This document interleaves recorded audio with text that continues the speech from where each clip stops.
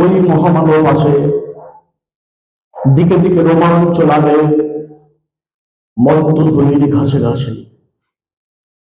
সুরলোকে বাজে শঙ্খ, নরলোকে বাজে জয় ঢক্ক।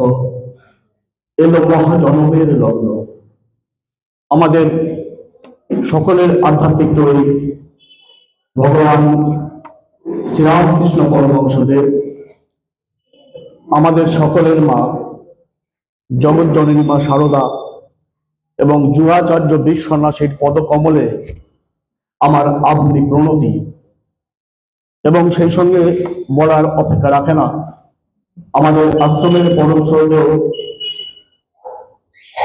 ভূতপূর্ব সম্পাদক মাননীয় সমীর দত্ত মহাশয় যেটা বলে গেলেন, আজকে আরেক অবতার পৃথিবীর ত্রাণকর্তা ছিলেন, আছেনও, যিনি 2017 কি তার থেকেও কিছু বেশি সময় হতে পারে আগে এই পৃথিবীর বুকে এসেছিলেন, পৃথিবীর থেকে অন্ধকার গ্লানি অনিদ্রা দূর করবার জন্য, ঠিক যেরকমই আমাদের ঠাকুর ভগবান শ্রীরামকৃষ্ণ এসেছিলেন। তা জিসাস ক্রাইস্টের যে মাহাত্ম্য, মানুষের জন্য যে তার মুক্তির পথ দিয়ে গেছেন, সেই নিয়ে সমীরবাবু বলেই গেলেন। আমি খুব সংক্ষেপে বলবো, আমার প্ল্যানিং ছিল অন্যরকম, আমি কথা বলতে যাচ্ছি না। অবশ্যই আমরা সবাই জানি, ঠিক আজকের দিনে 24শে ডিসেম্বর 1886, ঠিক ক্রিসমাসের আগের দিন ঘটেছিল পৃথিবীর আধ্যাত্মিক ইতিহাসে আরেকটা মনে রাখার কথা। সেটা বাবুরাম মহারাজের বাড়ি আটপুরে যে ধুলি উৎসব হয়েছিল, সেই বিষয়টাই আজকে আমরা স্মরণ মনন এবং চিন্তন করব। শুরুতেই যেটা বলার অপেক্ষা রাখে না, যে 1886 সালের জানুয়ারি মাসে ঠিক পৌষ সংক্রান্তির সময়, যখন গঙ্গাসাগর মেলাতে বিভিন্ন সাধু সন্ন্যাসীরা উপস্থিত হবেন বলে আমাদের চিরাচরিত এই বাবুঘাটে একত্রিত হচ্ছিলেন, এখনো তাই হয়ে থাকে, অতি চেনা পরিচিত ঘটনা আমাদের কাছে। তা ঠিক সেই সময় বুড়ো গোপাল দাদা, অর্থাৎ পরবর্তী সময়ে স্বামী অদ্বৈতানন্দজি, তিনি ঠাকুরকে বললেন যে ওই যে সাধুরা এসেছেন তাদের প্রত্যেককে, অন্তত কয়েকজনকে তিনি গেরুয়া কাপড় আর রুদ্রাক্ষের মালা দিতে চান।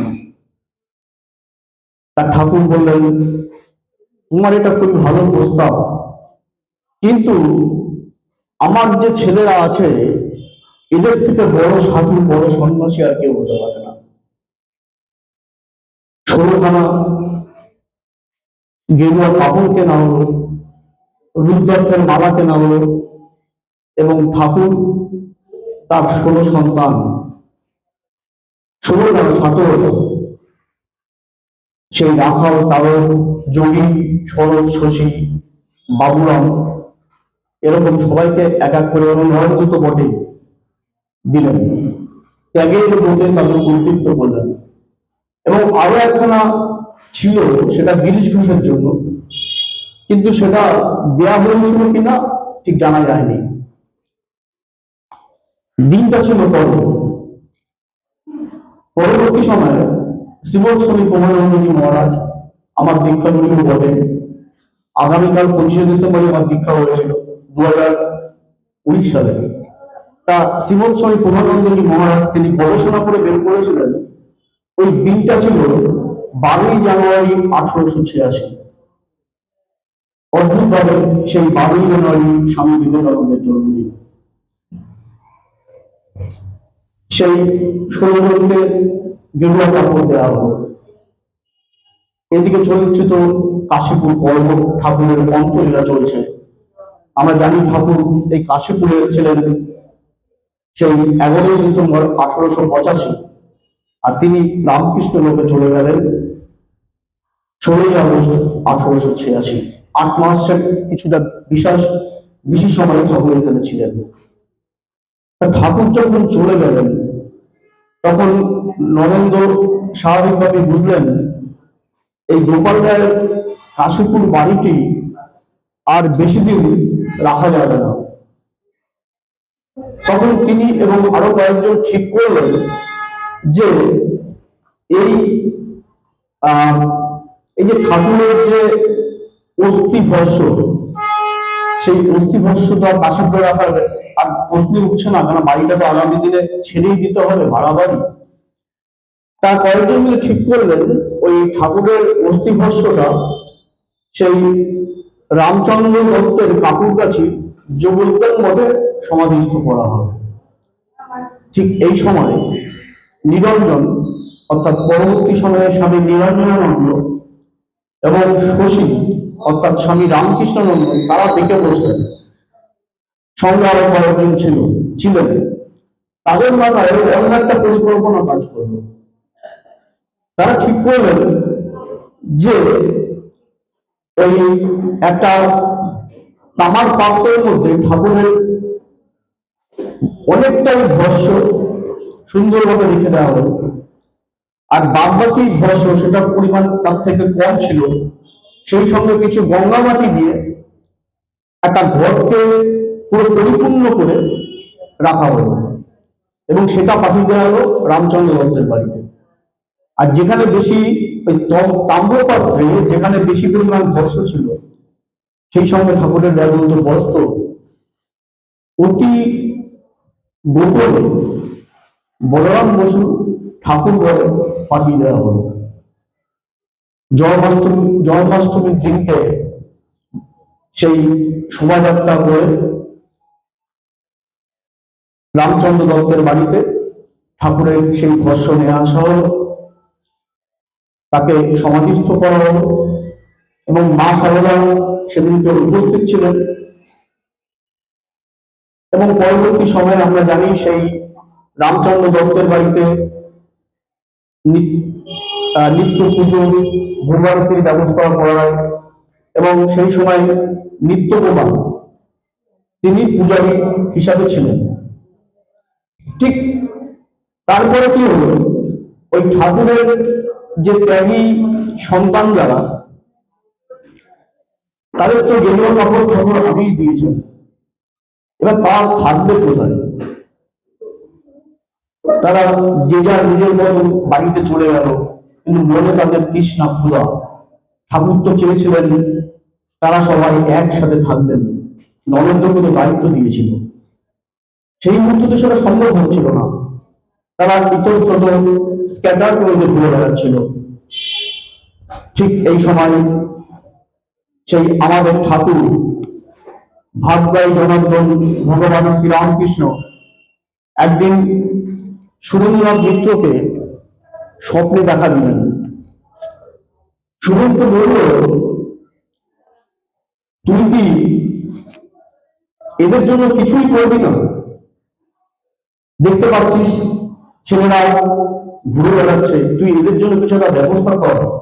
এই সেই সুরেন্দ্রনাথ মিত্র, যিনি মরমাতাল ছিলেন, 800 টাকার মাইনা পেতেন, অহংকারে গর্বমগ। তাকে যখন রামচন্দ্র দত্ত আর মরমোহন মিত্র যখন বললেন চলো দক্ষিণেশ্বরের ঠাকুরের কাছে, তখন সে সুরন বলেছিল, যেতে পারি তোমার পরমহংসের কাছে, কিন্তু তোমার পরমহংস যদি ব্যাগের গায়ে ঘুরে তার কানটি আমি তুলে দেবো। একটা বিশেষ দিনে রামচন্দ্র দত্ত আর মনমোহন মিত্র তাকে যখন ওই দক্ষিণেশ্বরের বাড়িতে নিয়ে গেলেন, সে দেখছে ঠাকুর পূর্বাশ্রয়ে বসে আছেন, মাদুরে তার সন্তানরা তার কথা শুনছেন। সেই সুরেন্দ্র যখন গেল অহংকারে রমণ, ঠাকুর তাদের পাত্তাও দিলেন না। কিন্তু ঠাকুর তিনি ছিলেন ভাগ্যায় জনার্দন, ভক্তের মনে তিনি প্রবেশ করেছিলেন। তিনি জানতেন আগামী দিনে তাকে কি কাজ করা হয়। তিনি জানতেন মহেন্দ্রনাথ দত্ত মাস্টারমশাইকে আগামী দিনে কি কাজ করাতে হবে আর সুরেন্দ্র কি কাজ করাতে হবে। ঠাকুর সেই সময় তার ভক্তদের বলছিল একটা গল্প, সেই বাবুল ছানার গল্প বাদর ছানার গল্প আর বিড়ালের গল্প। বলছিলেন যে বাদর ছানা মা বাড়লে পেটটা সবসময় ভরে থাকে, আর বিড়াল ছানা ওসব কিছু করে না, তাহলে মিউ মিউ মিউ মিউ করে। তাই মা বাদর ইচ্ছা করলে বাদরটাকে, ছোট বাদরটাকে পেটে ধরে রাখতেও পারে, ফেলে দিতেও পারে। কিন্তু যে বিড়াল, সে বিড়ালের বাচ্চা যেই মিউ করে, সঙ্গে সঙ্গে সে বিড়াল মা যেখানেই থাকুক না কেন, ওইটা দিলাম দেয়া সেখানে ছুটে আসে, বাচ্চার ঘেটিটা ধরে তাকে কখনো ছায়ের লাগায়, কখনো কয়লার লাগায়, কখনো বড় বড় তুলে বিছনায় রেখে দেয়। অর্থাৎ এই কথার মধ্যে দিয়ে ঠাকুর সুরেনকে একটা বার্তা দিয়েছিলেন যে শরণাগত শরণাগত শরণাগত, মিউ মিউ মিউ করা। সুরেন তখন ভাবলে আমাকে তো তার এদিক ওদিক করার দরকার নেই, আমি তো পথ পেয়ে গেছি, আমার ভগবান আমি পেয়ে গেছি। সেই সুরেন্দ্রনাথ দত্তের জীবনে কিভাবে ট্রান্সফরমেশন হলো আস্তে আস্তে আস্তে, সেই মনোভাব শুনুন। সুরেন্দ্রনাথ দত্ত চ্যাপ্টারটা ক্লোজ করছি, আসল জায়গায় আসছি। তা ওই যখন কাশীপুর পর্ব চলছে, যখন ঠাকুরের ভক্তরা ঠিক করলেন যে চাঁদা করে ঠাকুরকে রাখা হবে, তখন ঠাকুর সুরেনকে বলেছিল, সুরেন একটু অবস্থা করল, আমি চাই না আমার অধিকাংশ ভক্ত হচ্ছে নিম্ন মধ্যবিত্ত, তারা আমার জন্য পয়সা খরচা করুক, তুই এই ভাড়ার টাকাটা দিবি। তা সুরেনের টাকায় কিন্তু ঠাকুর থাকতো। তা সেই সুরেনকে ঠাকুর আজ স্বপ্নে দেখা দিল যে সুরেন তুই কি কিছু করবি না, ওরা ঘুরেই বেড়াবে। সুরেন সঙ্গে সঙ্গে নরেন্দ্রনাথের সাথে তাদের চলে গেল, সঙ্গে সঙ্গে আমাদের পদ্মীতে। এবং আরেকটা পর্ব সৃষ্টি হলো, রামকৃষ্ণ মঠ মিশনের সৃষ্টি, বরানগর মঠ। সেই বরানগর যে ভূতের বাড়ি, সেই ভূতের বাড়ি কিন্তু সুরেনের টাকা দিয়ে ভাড়া করা হলো। কেন পরিবেশনটা এখানেই বলছি, ওই বরানগর মঠে শুরু হলো এক নতুন সৃষ্টি, নতুন ইতিহাস। এবার ঠাকুরের ত্যাগী সন্ন্যাসীরা এদিকে ওদিক ঘুরছিল, আস্তে আস্তে একটা জায়গা হয়ে গেল থাকবার। এইবার 1886 সালের 16 আগস্ট ঠাকুর চলে গেছেন। বাবুরাম মহারাজের মা মাতঙ্গিনী দেবী, তিনি অতি ভক্তিমতী ছিলেন এবং তিনি ওই নরেন্দ্রনাথকে বললেন যে তোমরা এবার আমার বাড়ি এখান থেকে কিছুটা তোমরা ঘুরে যাও। তা নরেন্দ্রনাথ, রাখাল, বাবুরাম তো বটেই, এরকম 8 জন, নরেন্দ্র নিয়ে 9 জন ট্রেনে করে এই 24 ডিসেম্বর 2 দিন আগে তারা গেলেন। সে হুমপাল থেকে 8 কিলোমিটার দূরে হেঁটে হেঁটে গেলেন হচ্ছে ওই বাবুরাম মহারাজের বাড়ি। ভালোই লাগছিল, আনন্দ দিন কাটছিল। তা আজকের দিনে 1886 সালের 24শে আগস্ট, সমস্যাটা হচ্ছে খুব ঠান্ডা আর খুব মশা ছিল। তাই ঠান্ডার প্রকোপ আর মশা থেকে বাঁচবার জন্য ওই তারা ওই বাড়ি সংলগ্ন জমিতে, আর তখনকার দিনে গাছগাছালি অনেক ছিল, বিরাট একটা গর্ত করে কাঠ দিয়ে আগুন জ্বালানো হলো। উদ্দেশ্য একটাই, একদিকে হচ্ছে একটা উত্তাপ নেওয়া, আরেকটা হচ্ছে মশার প্রকোপ থেকে রক্ষা পাওয়া। স্বামীজি মানে নরেন্দ্রনাথ সঙ্গে 8 জন পার্শ্বদ বসে ধ্যান করছেন। দেখতে দেখতে মধ্যরাত হয়ে গেল। স্বামীজি আর একটা কথা বলার বিষয়, তখন এই 25শে ডিসেম্বর এরকম ব্যাপার ছিল না। কি 25শে ডিসেম্বর কেউ জানতো না, হয়তো অন্তত ওনারা জানতেন না, বই তাই বলে। তা ঘন্টার পর ঘন্টা পেরিয়ে যাচ্ছে। স্বামীজি ধ্যান থেকে উঠলেন, উঠে ভগবান অবতার জেসাস ক্রাইস্ট যিশু খ্রিস্টের কথা বলছেন, তার জীবনী বলছেন, যেটা সবই বলছিলেন, তার বাণীর কথা বলছেন। বলতে বলতে নরেন্দ্রনাথ বলছেন, কেন আমার আজ এত এই মুহূর্তে যিশু কথা মনে পড়ছে। তিনি কিন্তু জানতেন না 25 ডিসেম্বরের ব্যাপার। ওই যে পার্শ্বদরা ছিলেন, এই পার্শ্বদের মধ্যে 2 জন, শরৎ এবং শশী। অর্থাৎ পরবর্তী সময়ে ওই সারদানন্দ আর হচ্ছে রামকৃষ্ণানন্দ, তারা সেন্ট জিভাস কলেজের স্টুডেন্ট ছিলেন, খ্রিস্টান মিশনারি স্কুলের স্টুডেন্ট। তারা জানতেন 25শে ডিসেম্বরটা কি। তখন তারা বললেন যে আসলে আজ হচ্ছে 24শে ডিসেম্বর, জেসাস ক্রাইস্টের জন্মদিনের ঠিক আগের দিন, ক্রিসমাস ইভ। সবাই তো রোমাঞ্চিত হয়ে গেল, স্বামীজিও বলে। তারা তখন ওই যে আগুন জ্বলছে তার সামনে ভগবান শ্রীরামকৃষ্ণের নামে প্রত্যেকে সংসার ত্যাগের ব্রত নিলেন, এবং এর জন্যই এটার নাম ধুনি উৎসব। ওই ধুনির সামনে তারা জীবনের আত্মহুতি দিচ্ছেন মানুষের জন্য, মানুষের মুক্তির পথ খুঁজবার জন্য তারা সংসার ত্যাগ করবেন। তারা মনে মনে সংসার ত্যাগ করে বেরিয়ে ফেলেছিলেন। এইবার নরেন্দ্রনাথ রাখালকে বললেন, আজ থেকে তুই হবি স্বামী ব্রহ্মানন্দ। শরৎকে বলছেন, তুই হচ্ছে মায়ের ভারী, ঠাকুর নিজের করে তোকে রেখে তোর ভার নিয়েছিল। মা তোকে সবসময় ভালোবাসত নিজের ছেলের মতো। আজ থেকে তোর নাম হবে মায়ের নামে সারদানন্দ। তার দাদা শশী মহারাজ, শশী বলছেন, ঠাকুর তোমাকে ভালোবাসতেন, ঠাকুরের তুমি ছিলেন ভক্ত সেবক, তাই তোমার নাম আজ থেকে, আমি নিজের জন্য যে নামটা বেঁচেছিলাম রামকৃষ্ণানন্দ, সেই নামটা তোমাকে দিলাম। আজ থেকে জগৎ তোমাকে রামকৃষ্ণানন্দ সম্বন্ধে জানতে। কালীকে বললেন, তুই ব্রহ্ম আর বেদের মধ্যে কোনো ভেদ করিস না, তাই আজ থেকে তোর নাম রয়েছে অভয়ানন্দ। বুড়ো গোপাল দাদা, আশ্রমের বয়োজ্যেষ্ঠ, সবার অভিভাবক তুমি, তোমার নাম হবে অদ্বৈতানন্দ। বাবুরাম মহারাজ, ঠাকুরের প্রেমের শরীর, তাই বাবুরাম মহারাজ যখন চলে গেছিলেন, মাস্টারমশাই বলছিলেন ঠাকুরের প্রেমের আরেকটা দিক চলে গেল, তাই বাবুরাম মহারাজের নাম হলো আজ থেকে স্বামী প্রেমানন্দ। হরি মহারাজ, তিনি চরম কষ্ট তুরীয় হয়ে আনন্দে থাকতেন, তাই হরি মহারাজের নাম আজ থেকে হল তুরীয়ানন্দ। এবং ত্রিগুণাতীতানন্দজি আরেকজন রইলেন। এবার রাখাল তো বলছে, তুই তো সবার নামই দিয়ে দিলি, তোর নামটা কি হবে? রামকৃষ্ণানন্দ যে নামটা হলো না, তোর নাম কি হবে? তখন স্বামীজি নিজে বললেন, আজ থেকে আমি হলাম বিদিশানন্দজি। পরবর্তী সময়ে এই নামটি হয়েছিল স্বামী বিবেকানন্দ।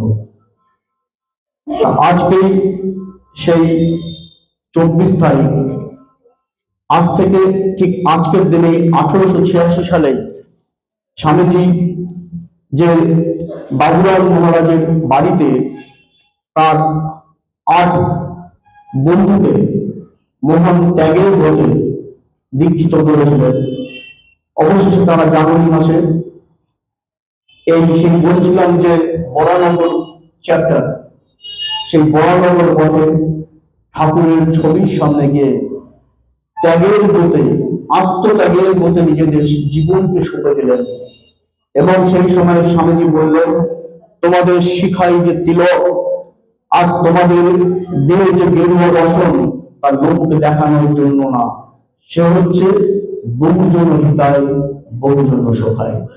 আজকের এই পবিত্র দিনে আমি সেই ভগবান শ্রীরামকৃষ্ণ ঠাকুরমা স্বামীজিকে স্মরণ করলাম, সেই সঙ্গে স্মরণ করছি জেসাস ক্রাইস্টকে এবং আমাদের রামকৃষ্ণ মঠ হিসেবে যে চিরাচরিত ধর্ম উৎসব, সেই ধর্ম উৎসব আজকে স্মরণ করলাম এবং চিন্তা করলাম। শিব শিব মহাশিব, শিব রামকৃষ্ণ নাম, ব্রহ্ম বিষ্ণু সর্বদেব, রামকৃষ্ণ নিত্য নাম। ঠাকুরমা স্বামীজিকে আমার প্রণাম এবং উপস্থিত সবাইকে আমার অন্তরের শ্রদ্ধা এবং নমস্কার। ধন্যবাদ।